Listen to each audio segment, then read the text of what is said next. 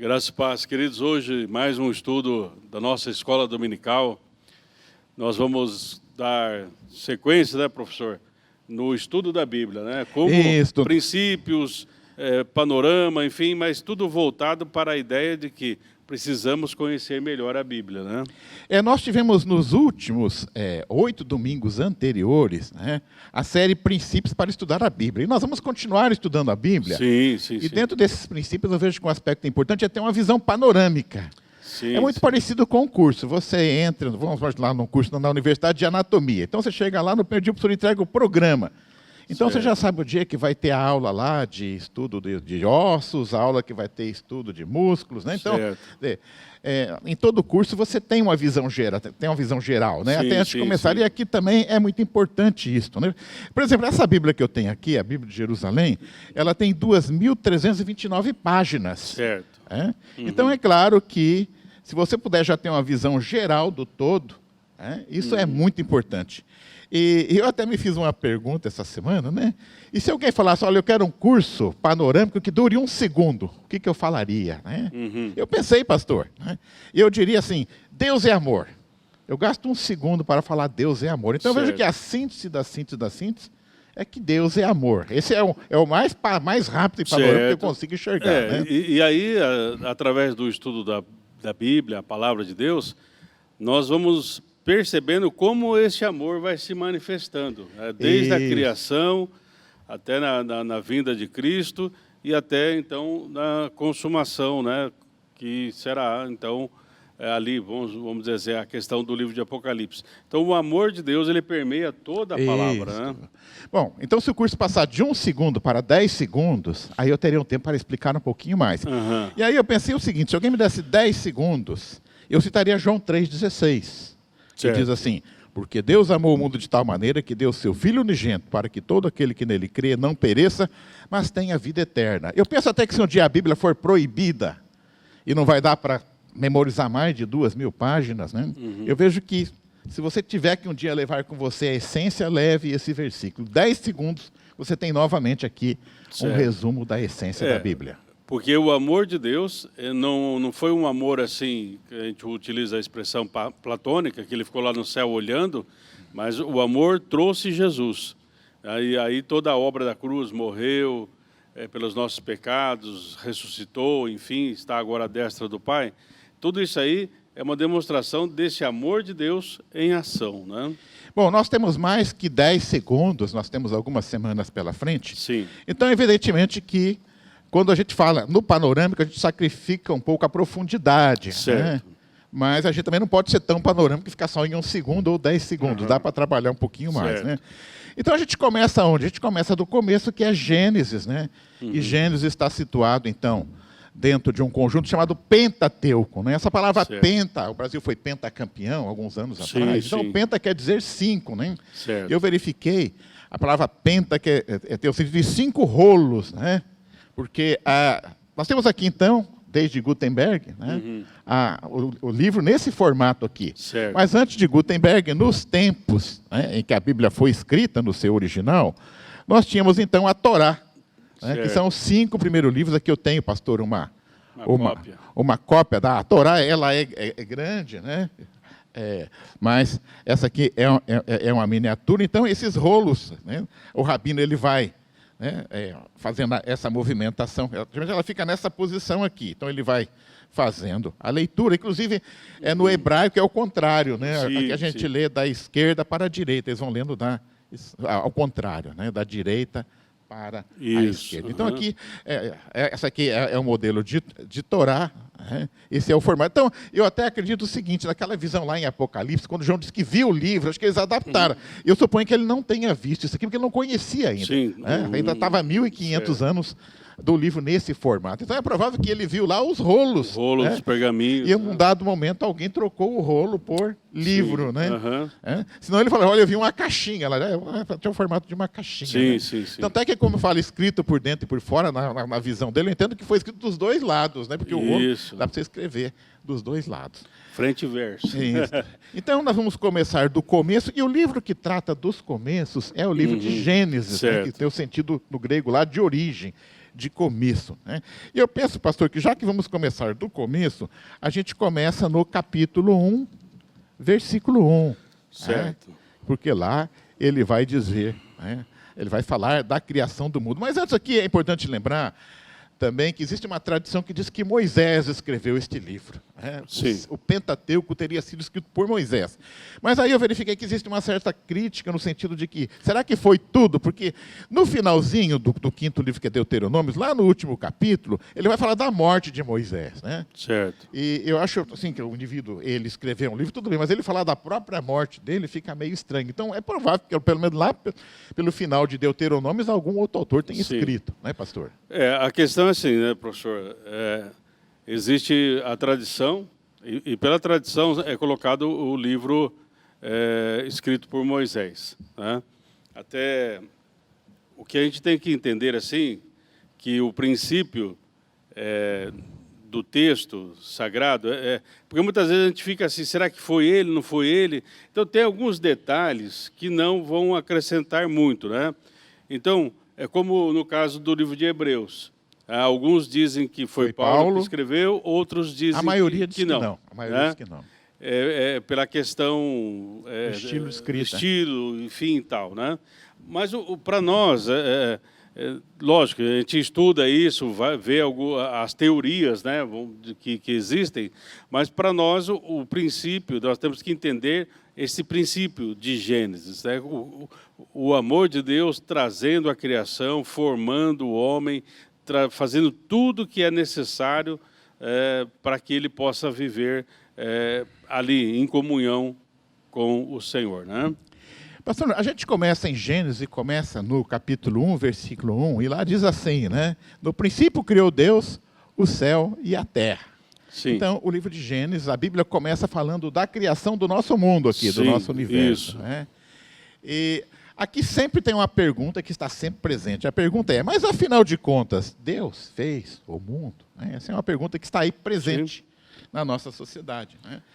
E antes da gente até tentar responder a isso, pastor, o que me chama a atenção é que esse universo em que nós vivemos, ele é muito grande. Né? Eu verifiquei que, as distâncias elas são medidas pela velocidade da luz. Uhum. 1 segundo, a luz se desloca 300 mil quilômetros. Você vai daqui à Lua em 1 segundo, ou dá 7 voltas na Terra. Né? Então, essa é a medida de distância. Então, o universo, hoje conhecido, ele teria 90 bilhões de anos-luz. Quer dizer, é uma distância que não dá nem para imaginar. Né? E hoje já existe um número estimado de 2 trilhões de galáxias. Né? Sim. A Via Láctea, que é uma delas, a que nós habitamos, tem cerca de 250 bilhões de estrelas. Uma dessas 250 bilhões é o Sol, onde você tem 8 ou 9 planetas, né? Agora, sabe se Plutão ou não, mas enfim. Né? O nosso Sol é uma estrela de quinta grandeza, ou seja, né? Ele é minúsculo comparado com algumas outras estrelas. Então, na verdade, né? Nesse pequeno mundinho, até aqui tem essa bolinha que meu cachorro brinca, que eu trouxe hoje, filei dele, né? Então, o nosso mundo é como essa bolinha aqui. E nessa bolinha aqui, nós temos hoje em torno de quase 8 bilhões de habitantes. E eu e você somos um desses habitantes. Né? Mas nós temos em nós um número estimado de 100 trilhões de células. Sim. E quando você vê cada célula, eu tenho um livro lá, que nós usamos na universidade, chama The Cell, a célula. É mais grosso que essa Bíblia aqui, que dá uma visão panorâmica da célula. Ou seja, cada célula, cada unidade dessa é um mundo complexo, onde muita coisa está acontecendo. Sim. Aí entra aquela linha, né, que alguns chamam até de design de inteligência. Quer dizer, eu particularmente creio, independente de religião, que alguém fez isso. É muito complexo o nosso universo para ter sido obra do acaso.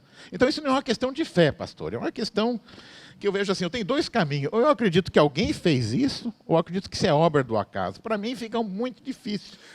Então, mas, professor, nós temos que, como a gente está fazendo um estudo aqui bíblico, né?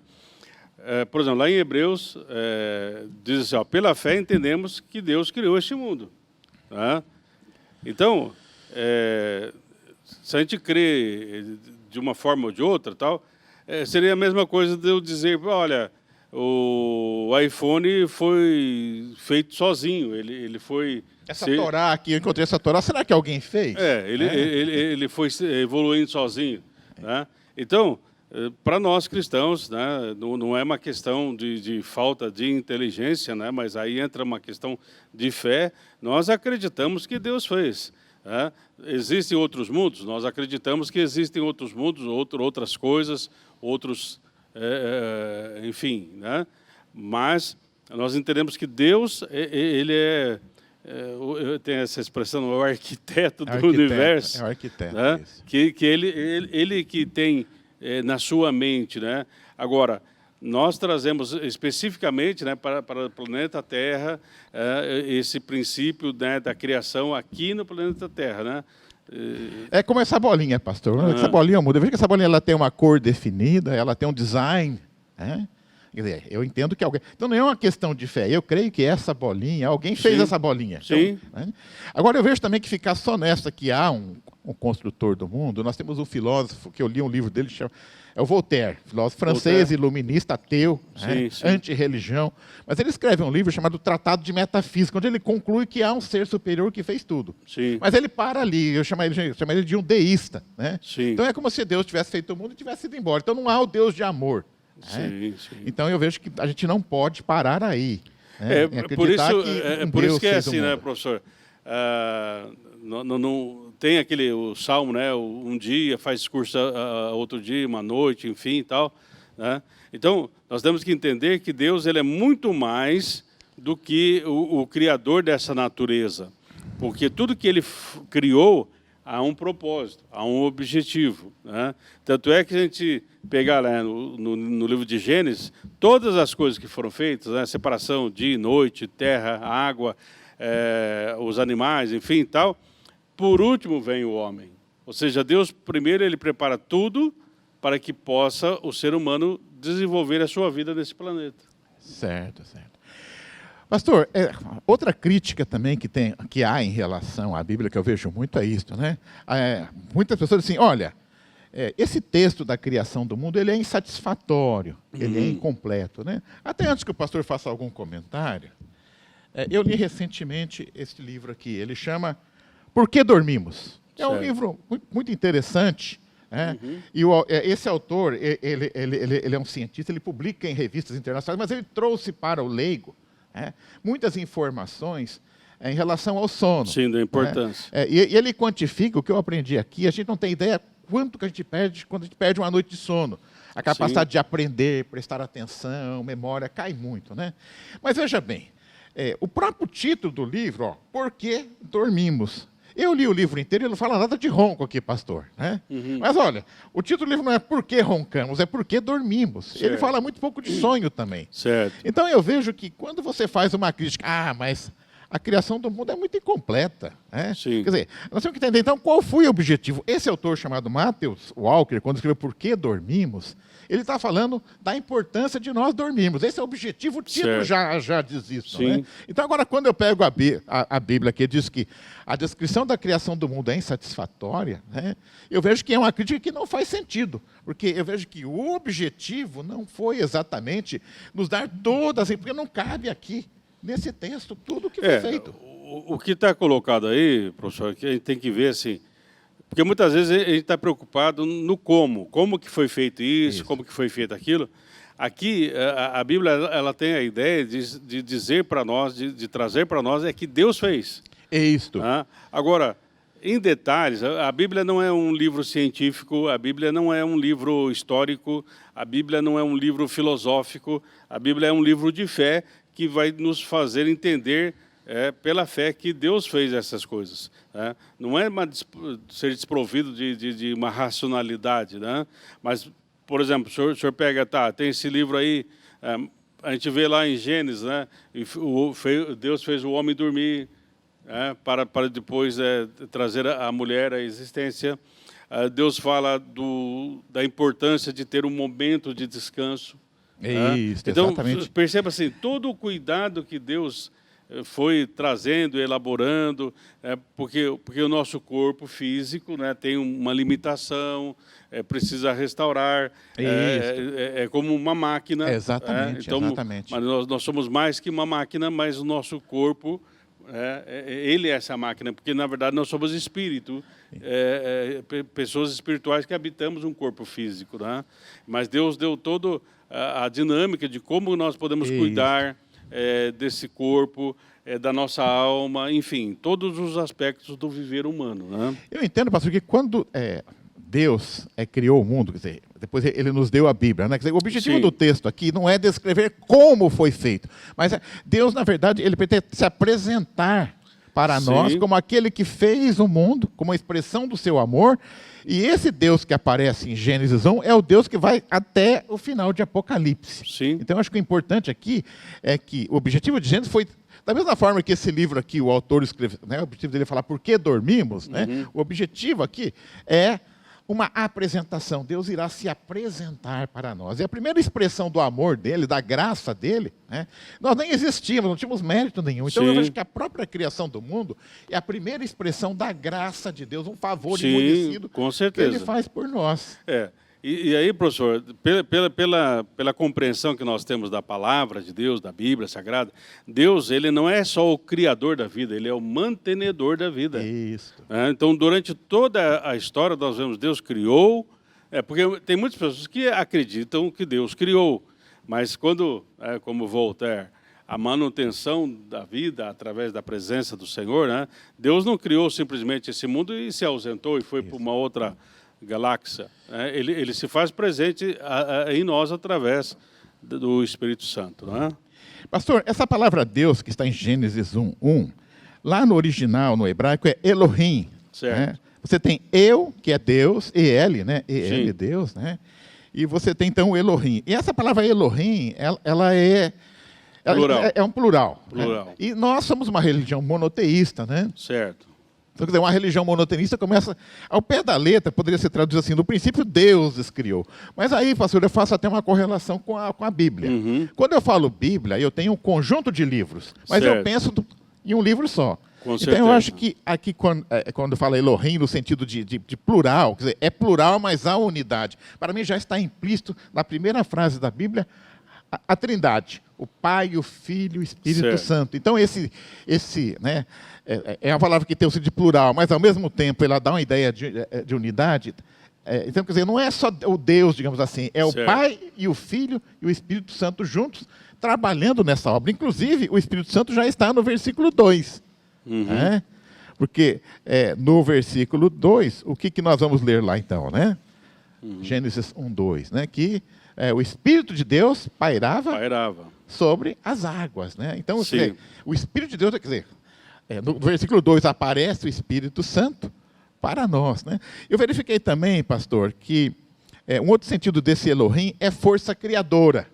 É isso que eu ia comentar com o senhor, né, professor? A palavra Elohim, ela tem várias interpretações, né?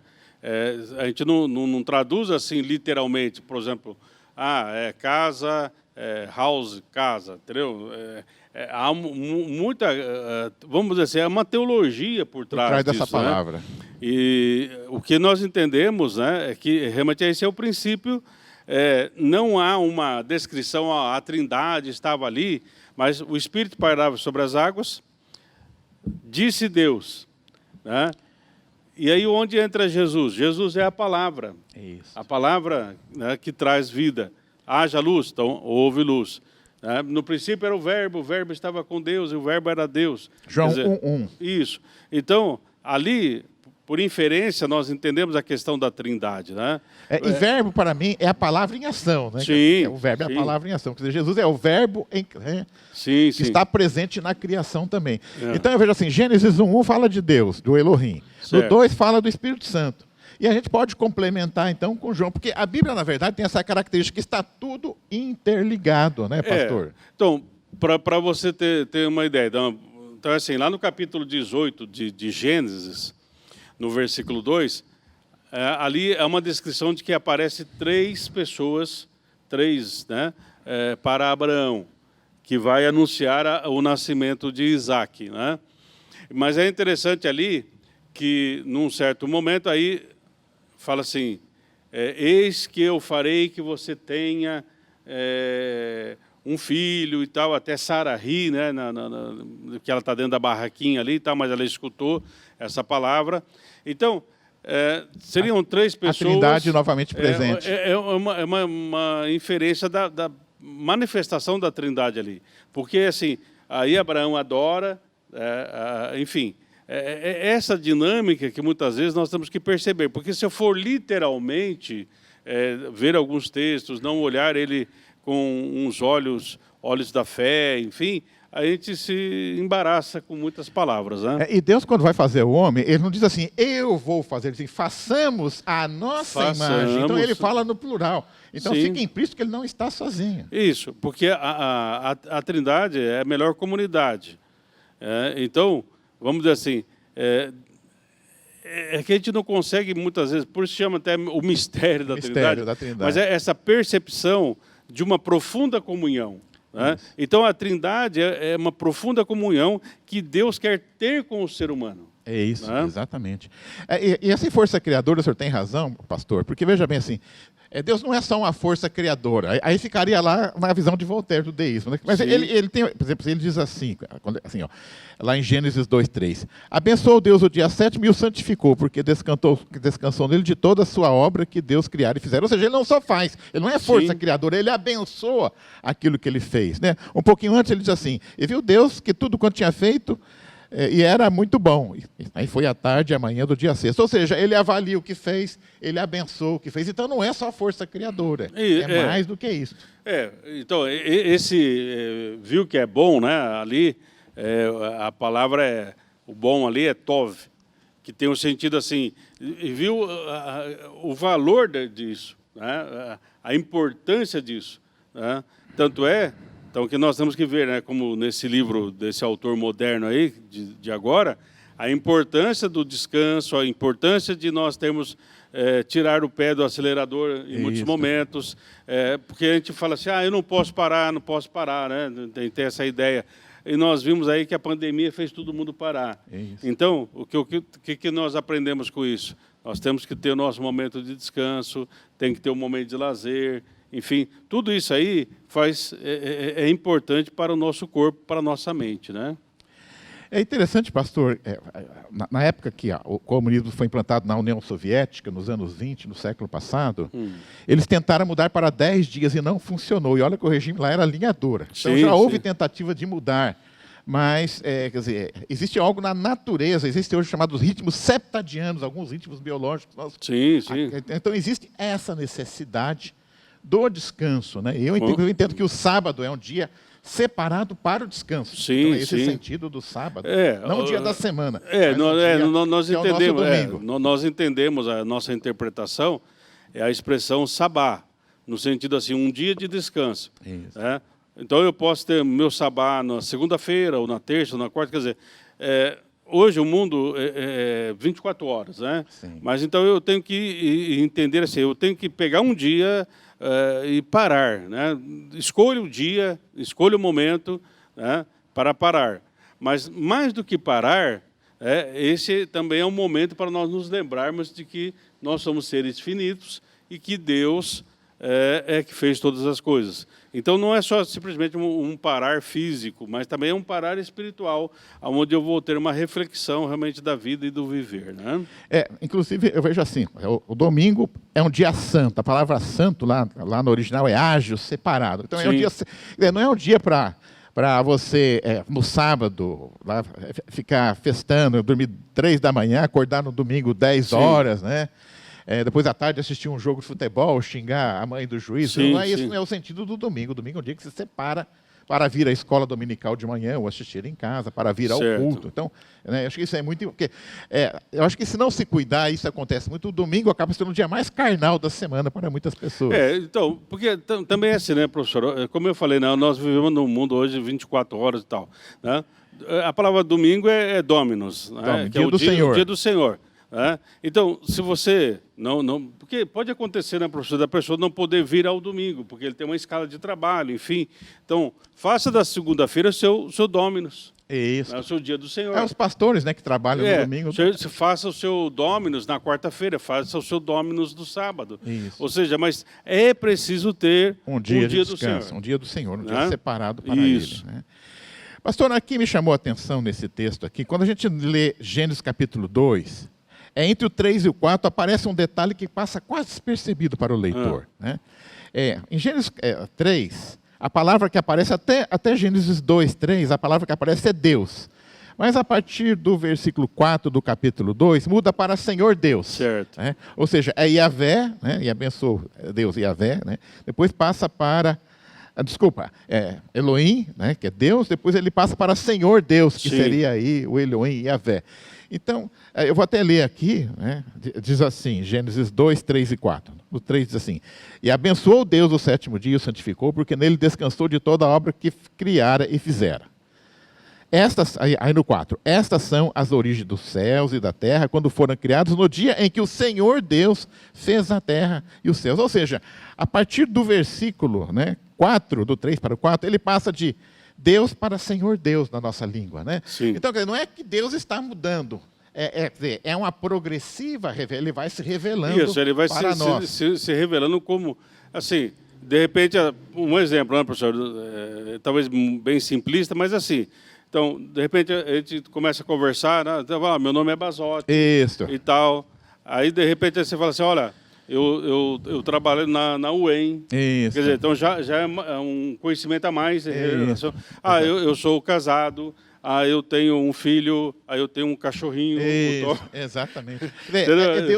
A ideia é Deus vai se revelando progressivamente. Então, mas na verdade, assim, você é uma só pessoa e aí você vai se mostrando aquilo que faz parte da sua essência, da sua vida. Né? Exatamente. Né? E aí eu vejo assim, Deus vai se revelando. E uma forma que... tem uma passagem para mim, já encerrando, pastor, em que Deus ele quase que se humaniza. Você tem um filho chamado Mateus. Você chega para ele, pastor, isso aqui é meu filho Mateus. Eu não precisa falar quem ele é, o que ele é. Quer dizer, ele falou que o filho já sei que tem consideração muito grande. Sim. Né? E lá no episódio do batismo de Jesus, né, por João Batista, né, o que nós temos lá? Está em Mateus 3, 16, 17. Diz assim, e sendo Jesus batizado, saiu logo da água, e eis que se lhe abriram os céus, e viu o Espírito de Deus descendo como pomba e vindo sobre ele. E eis que uma voz do céu dizia, este é o meu filho amado em quem me comprazo. É como se estivesse apresentando o Mateus. Esse aqui é o Mateus. Né? Tenho o prazer de apresentar para você. Né? Então, quer dizer, Deus começa lá como Elohim, que é uma força criadora, mas também com o atributo de abençoar aquilo que faz, de avaliar aquilo que faz. E nós temos toda uma caminhada, e essa caminhada flui para a expressão máxima do amor de Deus por nós, que é Jesus Cristo. Com certeza. Então, entenda uma coisa, o livro de Gênesis, né, o princípio, ele vai trazer para nós a ideia do seguinte, não é uma teoria, não é uma filosofia, mas é a expressão de um Deus que eu preciso aprender, ter comunhão com Ele. Por isso Deus se revela a cada momento. Amém.